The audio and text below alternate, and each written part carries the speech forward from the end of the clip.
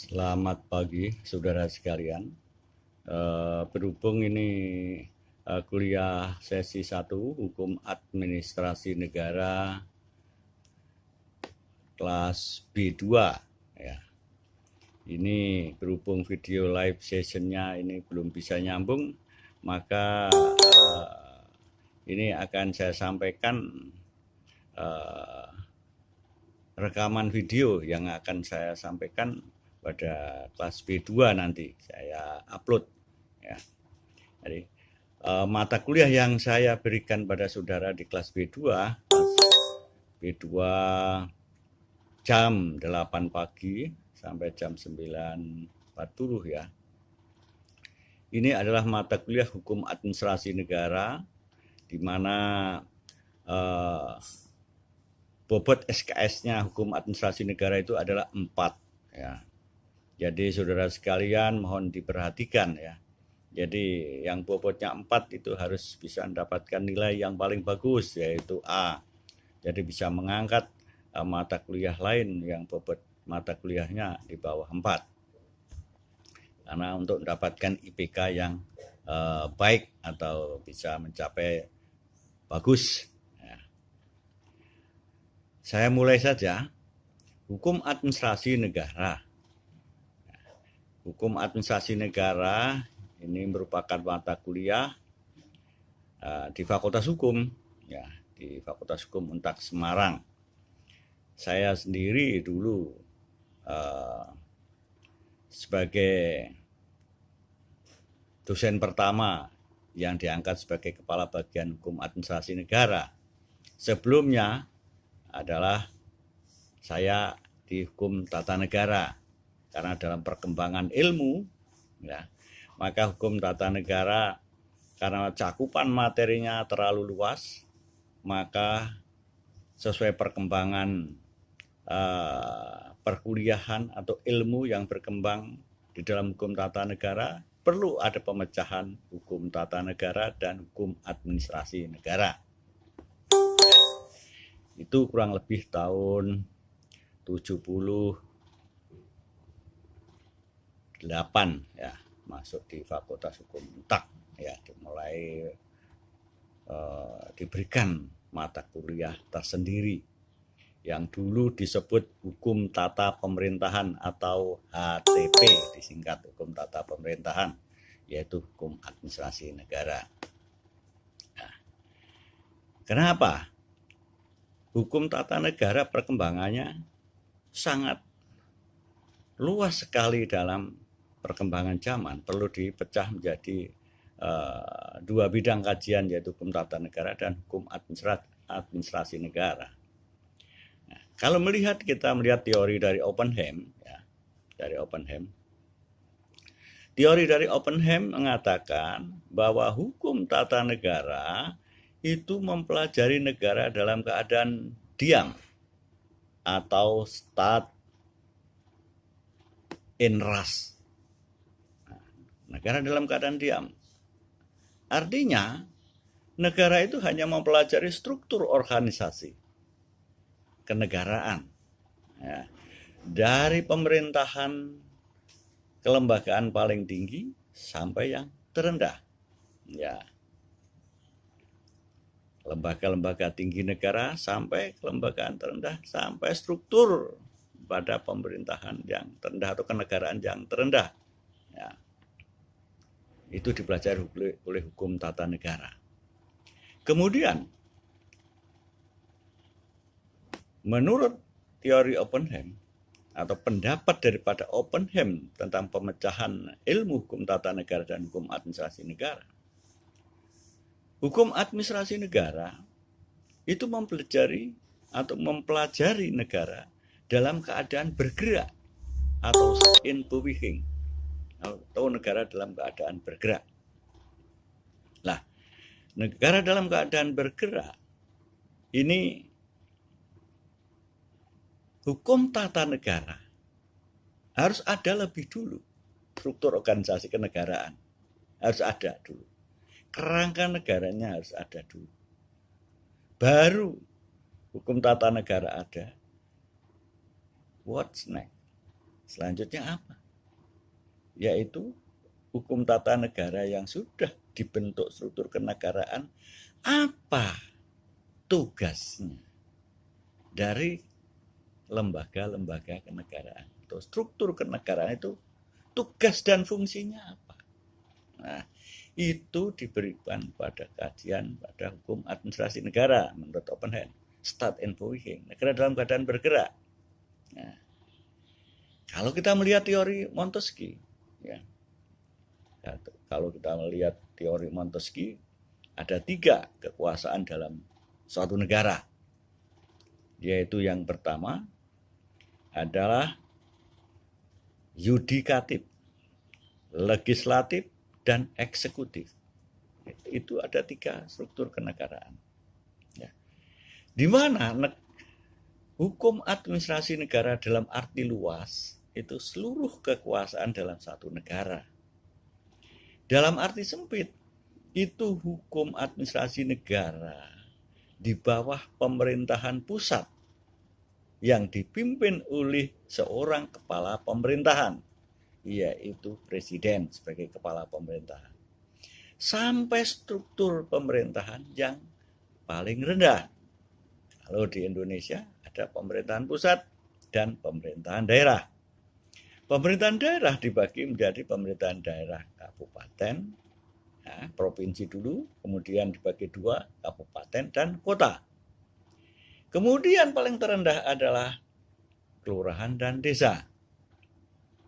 Nah, di mana kalau pemerintahan daerah itu punya hak otonom. Nah, di sini punya hak otonom atau hak yang mengurus rumah tangganya sendiri. Ya, jadi diberi kewenangan untuk mengurus rumah tangganya sendiri pemerintahan daerah itu. Ini nanti akan saya berikan pada perkuliahan hubungan pemerintah pusat dan pemerintah daerah nanti pada sesi perkuliahan berikutnya. Kemudian kita tadi saya sampaikan mengenai teori Oppenheim. Ya. Dari 2 kajian hukum dari sisi hukum tata negara dan sisi hukum administrasi negara, Staatsrecht dan Staatsentwicklung. Nah, terus bagaimana? Apakah yang lebih dulu lahir dalam suatu negara? Apakah hukum administrasi dulu? Apa hukum tata negara dulu? Saudara pikir? Harusnya di sini hukum tata negara dulu yang lahir lebih dulu. Karena adanya negara itu yang pertama-tama harus dibentuk tentang struktur kenegaraan itu sendiri. Harus ada. Kerangka negara harus ada dulu. Baru dibangun kelengkapan yang lain. Termasuk apa yang harus dilakukan oleh lembaga-lembaga, jabatan-jabatan yang telah dibentuk dalam struktur kenegaraan itu. Itu tugasnya hukum administrasi negara. Ya, menurut teori daripada Montesquieu bahwa kekuasaan negara ada 3 tadi, di mana di Indonesia presiden di sini sebagai kepala eksekutif. Presiden sebagai kepala eksekutif. Dengan demikian kepala eksekutif menjalankan undang-undang. Undang-undang yang menjalankan adalah presiden sebagai kepala eksekutif menjalankan undang-undang itu. Nah, kalau membentuk undang-undang, siapa yang diberi hak membentuk undang-undang? Undang-undang itu adalah dibentuk oleh legislatif. Tetapi dalam praktek, dan secara yuridis, undang-undang itu bisa dibentuk eksekutif dan legislatif. Sampai sekarang ini masukan materinya banyak dari pemerintah, dari eksekutif. Karena pemerintah yang menguasai materi yang akan dibentuk itu. Dari pemerintah sendiri yang mengusulkan rancangan undang-undang. Pemerintah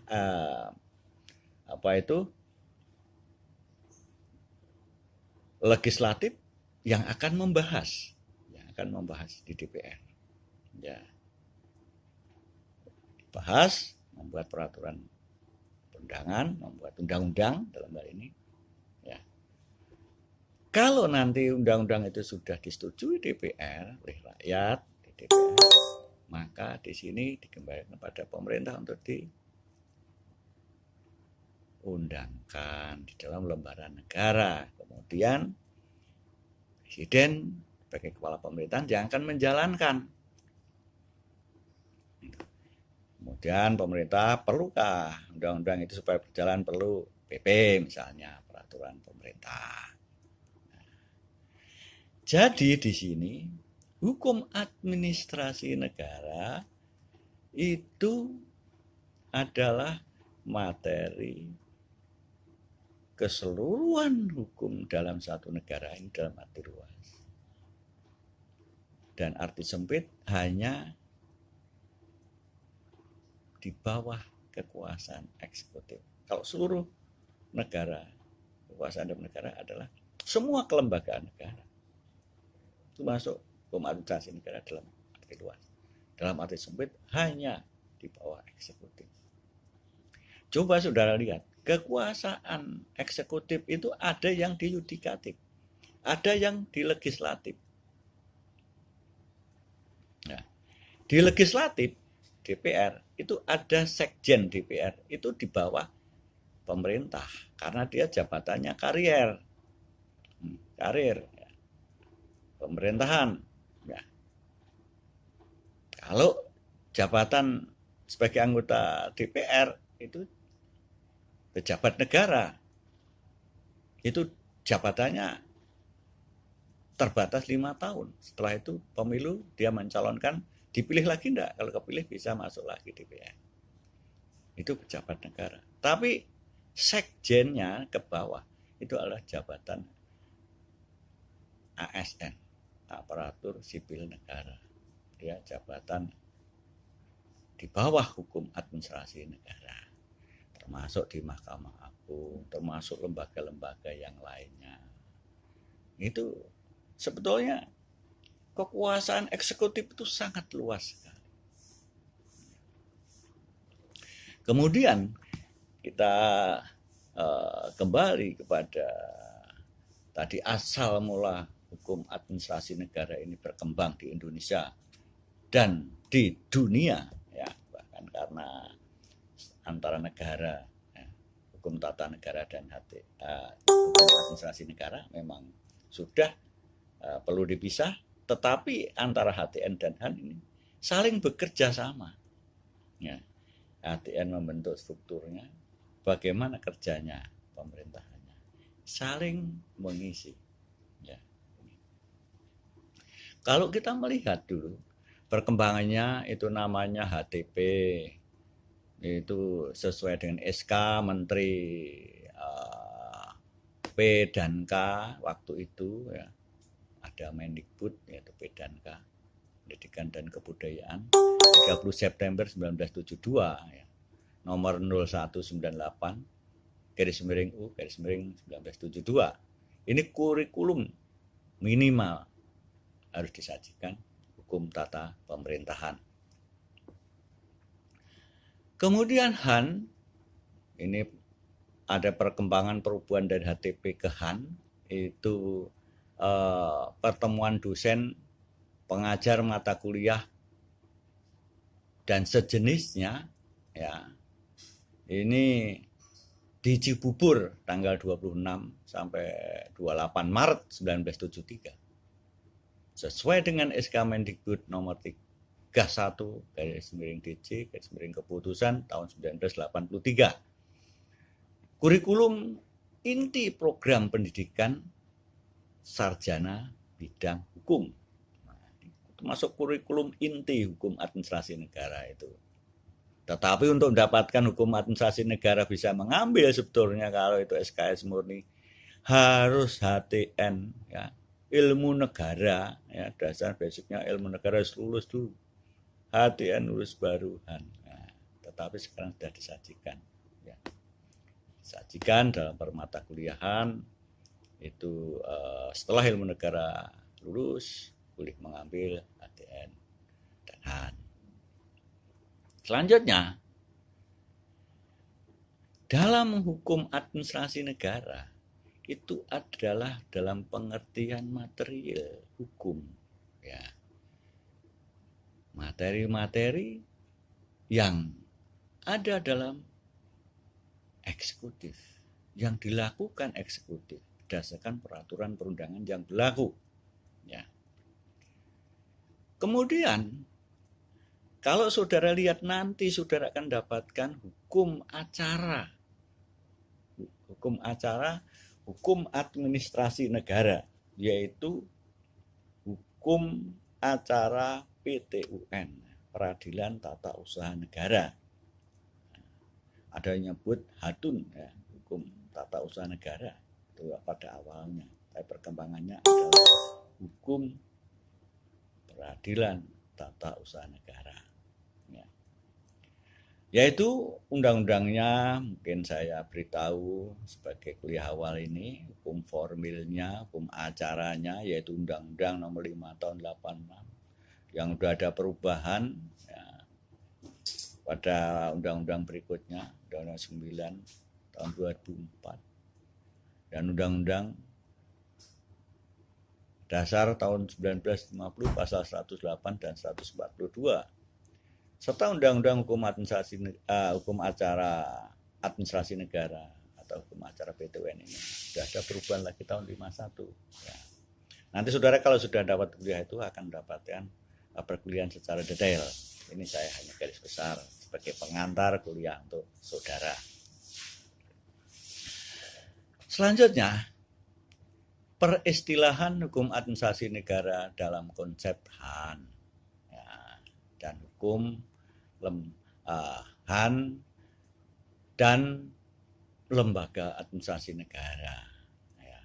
Ini kalau digambarkan itu bulat, ya, dalam kekuasaan negara itu harus sempurna, ya, bulat. Di situ ada, menurut teori Montesquieu, ada 3 kekuasaan: eksekutif, legislatif, dan yudikatif. Nah, yang menjalankan pemerintahan dan negara eksekutif, ya, karena presiden kita itu mempunyai jabatan rangkap, yaitu presiden sebagai kepala negara dan sebagai kepala pemerintahan, ya. Kemudian legislatif, nah, itu yang tugas dan kewenangannya nanti akan diberikan saudara dalam perkuliahan hukum tata negara.